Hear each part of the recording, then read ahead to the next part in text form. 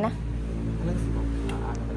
Hello, good morning. My name is Josela Andagria and my research partner is Mary Jessica Binabae, and we're conducting a research study entitled More Than Moves, Uncovering the Transformative Power of Dance for Mental Health. So, how are you?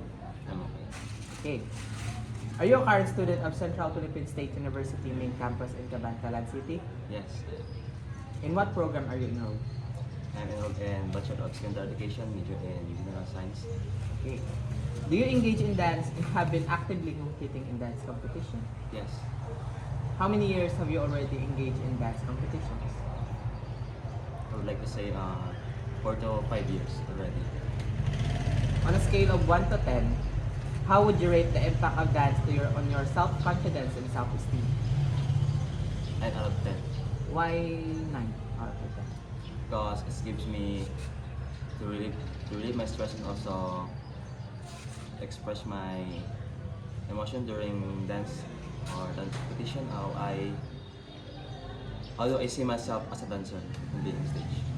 Okay. Have you found dance to be an effective outlet for expressing and processing your emotions? Yes, as to what I said earlier, it gives me chills that I could dance through the music, and it also feels like what you have been listening, so it comes also from your heart that you could that you could express more of what movements movements will you do if you are dancing. Okay. Based on your experience, how can you say that the impact of dance to your mental health is somehow similar to other form of physical activities or exercise? You want to Yes. talk? Based on your experience, how can you say that the impact of dance to your mental health is somehow similar to other form of physical activities or exercises? Yes, because it also not also by engaging our body, it's also engage our Lagwa. Bunga. Ilong mo ka lang. pwede mo siya in ng luwas sa exercise mo body, also ma-exercise mo yung mga paminsaron kag papalay agi sa mga stress nga tabos mo. Okay.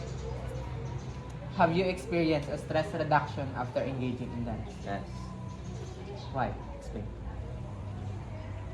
Siyempre kung naka-pressure ka na sa mga nakatabuhay ka na kabalo kung na mga obrahon, siyempre mga pinsaran mo nga masaot ka tanay para ma-relax ka or para ma-refresh man imo to para maobra mo sa inchakta imo lubra.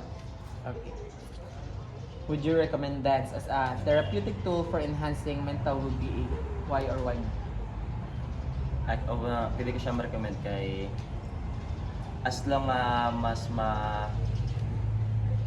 uga mo siya yung problema, maka-engage ka man sa mga tao nga makabulig man sa imo para ma-enhance man imo mga skills sa dancing kag also makabulig man sa imo sa imo nga mental health kag mag-guide ang kanila. That's all. Thank you very much.